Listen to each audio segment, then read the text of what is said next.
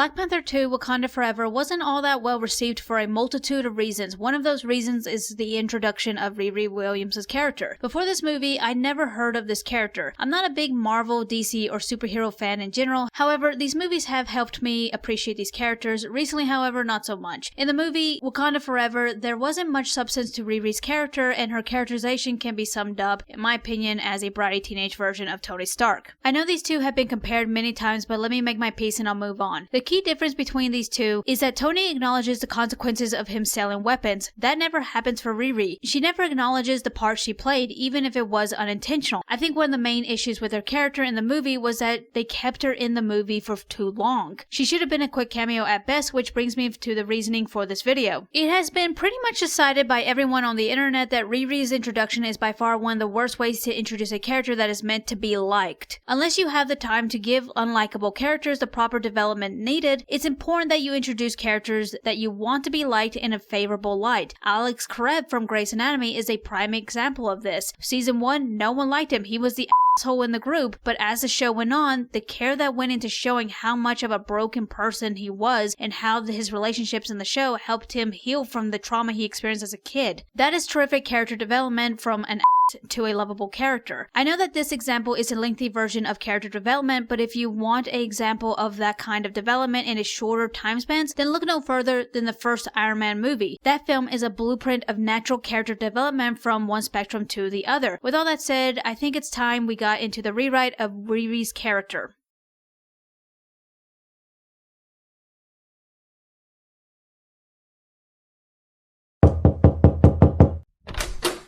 Hey, what can I do you for? What the hell, Riri? I asked for a B+, not a C-, and you would have gotten it if you had paid me the full amount. This grade could have got me kicked off the team. Relax, you need a D for that. That's why I gave you a C. Also, until you pay me what you owe me, my services are closed to you. What? I got a paper due in 2 weeks. Then you better get cracking. You know, it'd be a real shame if the dean was to find out about your little side business here. Yeah, it would be, because I'd have no choice but to give the dean my client list, which would probably open up a huge investigation and may even result in not only my expulsion, but also everyone else on the list as well. That wouldn't look too good on a resume, would it? Have a nice day.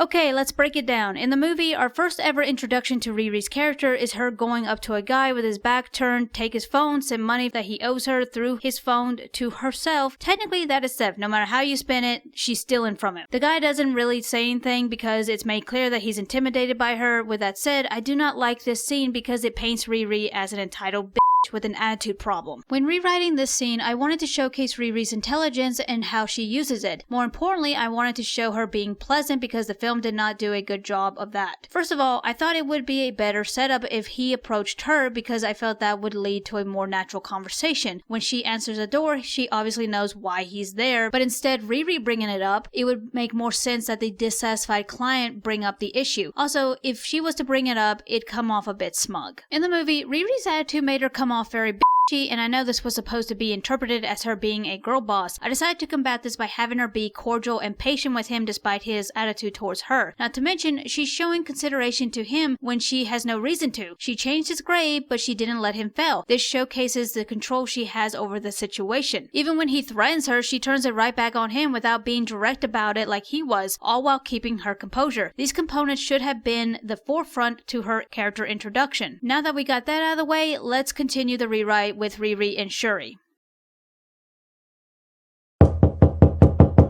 Oh my god, this guy can't catch a clue. I'm not changing my mind. Can we talk? Are you Shuri? Princess Shuri of Wakanda? Yes, and you're Riri Williams, first year attendee on a scholarship. Why are you here?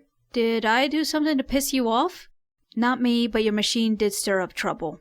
What machine? I kinda built a lot of machines, so you're gonna have to be specific. You built a machine that detects vibranium. Oh, that machine. My professor has it. No, he doesn't. It was used by the CIA to detect vibranium in the ocean, which triggered a hostile reaction. From who? From someone who was not happy that their home was discovered. I need to know how you made it and where you got the vibranium to get it to work. My professor has a few flakes of vibranium, that's it. I don't know where he got it, but he proposed that if anyone could make a device that could detect it, they would be given a full half semester's credit for it. Riri, you're not safe. The person that I'm talking about knows about you and wants you dead.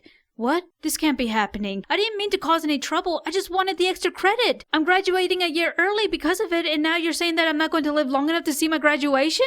Nothing's going to happen to you because we're going to protect you. We?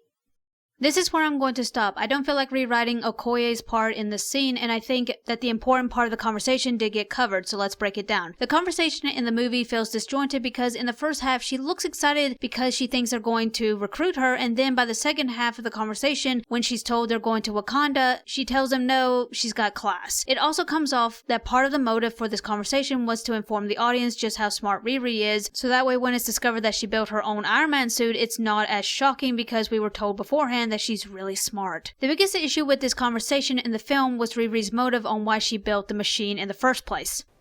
I'm here about the vibranium detector that you built for the CIA. Nah, I ain't built no detector for no CIA. I made that for my metallurgy class. A school project? Yeah. My professor said I'd never be able to do it. To be young, gifted, and black, though, right? Someone should tell her that she can't cure cancer. In all seriousness though, it's truly astonishing how professional writers don't see the issue with this kind of writing. Writers are like cooks in my opinion. A half-decent cook can make a edible meal out of scraps. A half-decent writer can write a reasonable story no matter the requirements for that story. With that said, the way I tried to fix this issue, because that's exactly what this is, a issue that should have got corrected before production, in this rewrite I gave Riri a reasonable motive, and that was that her professor was offering extra credit that could give whoever completed this task a advantage. As for the vibranium, I figured a few flakes would be enough for her to test her machine. That was another plot hole in the writing. How did Riri know if her device worked without any vibranium to test it on? And if she did have vibranium, where did she get it? Personally, I like the idea that the government supplied the flakes of vibranium and set this up in different colleges to see if anyone could do it without them having to spend millions of dollars themselves. I didn't know how to organically incorporate this idea into the conversation without it running too long, so I left it out. Now that we addressed that issue, let's address the other issue I mentioned beforehand. I talked about how Riri never acknowledged her involvement despite it being unintentional. It's a straightforward fix. Just have her mention in some little way that she didn't mean to cause any trouble. That's it. As for Shuri, my biggest issue with her was how direct she was. Given her character, I think she would be the type that would have tiptoed around the severity of the situation to keep from scaring Riri too much until finally she can't and reveals just how serious the situation is. Okay, that's it. That's all I wanted to address in this rewrite. Let me know what you think. Did I improve Riri at all, or did I just make her worse? Thanks for watching, and like and subscribe!